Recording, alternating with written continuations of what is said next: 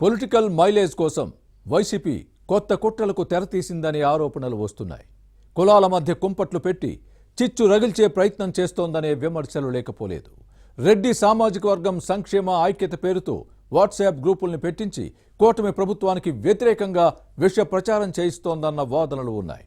ఇటీవల సూళ్లూరుపేటలో నిర్వహించిన రెడ్డి కమ్యూనిటీ మీటింగ్లో రెచ్చగొట్టే ప్రసంగాలు చేశారని పొలిటికల్ సర్కిల్స్లో వినిపిస్తోంది. అలాంటి భేటీలను అన్ని నియోజకవర్గాలలో పెట్టే ప్రయత్నాలు జరుగుతున్నాయా? మీటింగులకు ఫ్యాన్ పార్టీయే ఫండ్స్ పంపుతోందా? For more details watch the story.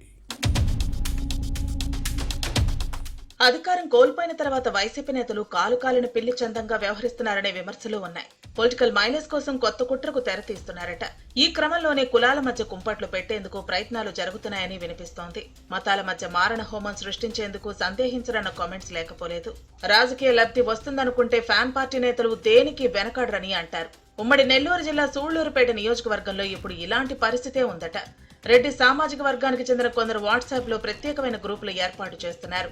కేవలం అదే కులానికి చెందిన అన్ని రాజకీయ పార్టీల నేతలు, ప్రముఖులతో పాటు రైతులు, వ్యాపారులు, ఇతర రంగాలకు చెందిన వారందరినీ వాటిలో చేరుస్తున్నారు.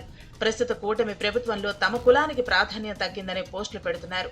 కుల సంక్షేమం, ఐకమత్యం అని పైకి చెబుతూ కూటమి ప్రభుత్వంపై విషం చిమ్ముతున్నారని టాక్. ఇటీవల సూళ్లూరుపేటలోని ఓ కళ్యాణ మండపంలో సమావేశం నిర్వహించి 25 పొట్టేళ్లని కోసి ధూమ్ధామ్గా పసందైన విందు పెట్టారు. ఆ సమయంలో ఇతరులు ఎవరూ లోపలికి రాకుండా ప్రత్యేక చర్యలు తీసుకున్నారు. ప్రతి ఒక్కరి పూర్తి వివరాలు తెలుసుకుని రెడ్డి సామాజిక వర్గమే అని నిర్ధారించుకున్న తర్వాతే లోపలకు అనుమతించారు. ఒక్క మాటలో చెప్పాలంటే రహస్య సమావేశం.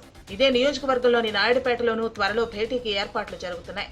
ఇంతకీ ఇంత పెద్ద ఎత్తున రహస్య సమావేశాలు, విందులు నిర్వహించేందుకు నిధులు ఎవరు సమకూరుస్తున్నారన్నదే $1 మిలియన్ ప్రశ్నగా మిగిలింది. కానీ తాడేపల్లి ప్యాలెస్ నుంచి జగన్ అండ్ కోనే ఫండ్స్ ఇస్తోందన్న చర్చ సాగుతోంది. ఇంతకీ సూళ్లూరుపేట నియోజకవర్గాన్ని ఎందుకు ఎంచుకున్నారని ప్రశ్నించుకుంటే దీనికి కారణం లేకపోలేదు. ఇది తమిళనాడు సరిహద్దు ప్రాంతం. గూడూరుతో పాటు తిరుపతి జిల్లా సత్యవేడ నియోజకవర్గాలు చుట్టుపక్కల ఉన్నాయి. ఈ ప్రాంతాల్లో రెడ్డి సామాజిక ప్రాబల్యంతో పెత్తనం కాస్త ఎక్కువే. అందులోనూ 3 ఎస్సీ నియోజకవర్గాలు. కూటమి ప్రభుత్వంపై అసత్య విష ప్రచారంతో ముందుగా రెడ్డి సామాజిక వర్గంలో వ్యతిరేకత తెచ్చి మెల్లమెల్లగా ఇతర కులాల్లోనూ యాంటీ తీసుకురావచ్చనే కుట్ర జరుగుతోందన్న అనుమానాలు బలపడుతున్నాయి. సూళ్లూరుపేట, గూడూరు సమీపంలోనే మాజీ మంత్రి కాకాణి గోవర్ధన్ రెడ్డి ప్రాతినిధ్యం వహించిన సర్వేపల్లి నియోజకవర్గం ఉంది. ఆ పక్కనే నెల్లూరు రూరల్, సిటీ ఉన్నాయి. మరోవైపు సత్యవేడ పక్కనే శ్రీకాళహస్తి నియోజకవర్గం ఉంది. గతంలో ఈ ప్రాంతాలు వైసీపీకి అనుకూలంగా ఉండేది.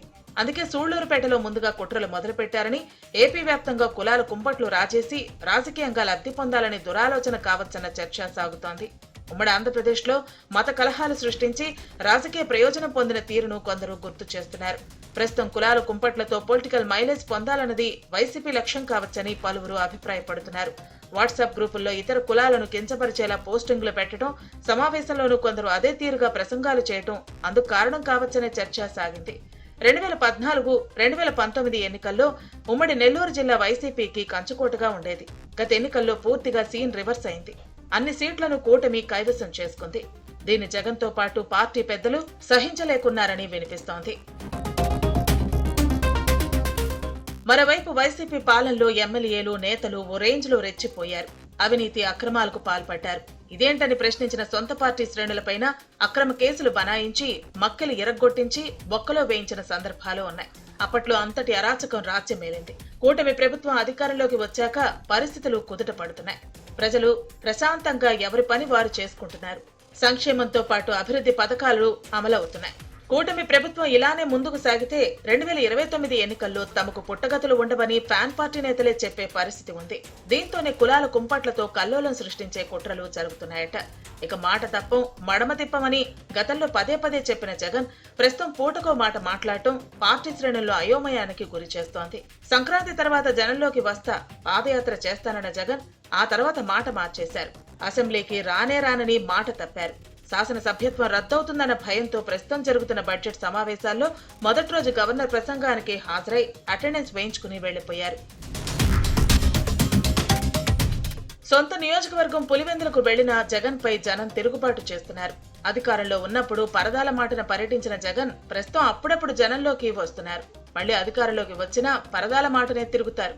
ఎన్నికల్లో ఓటమి తర్వాత మాజీ ఎమ్మెల్యేలు, మంత్రులు పత్తాలేరు. ఇప్పుడు పార్టీ కోసం కష్టపడ్డా మళ్లీ అదే తీరు కదా అని వైసీపీ శ్రేణులు పెదవి విరుస్తున్నాయి. జగన్ పై పార్టీ కేడర్లో నమ్మకం సన్నగిల్లుతోంది. మొత్తం మీద జగన్ అండ్ కో మొదలుపెట్టిన కులాల కుంపట్ల కుట్రలు ఏ పరిణామాలకు దారితీస్తాయో అనే టెన్షన్ పెరుగుతోంది. సూళ్లూరుపేటలో రెడ్డి కమ్యూనిటీ మీటింగ్ తర్వాత ఈ వ్యవహారంపై నిఘా వర్గాలు ఓ కన్నేసి ఉంచాయి. భవిష్యత్ పరిణామాలను పరిశీలించాలి.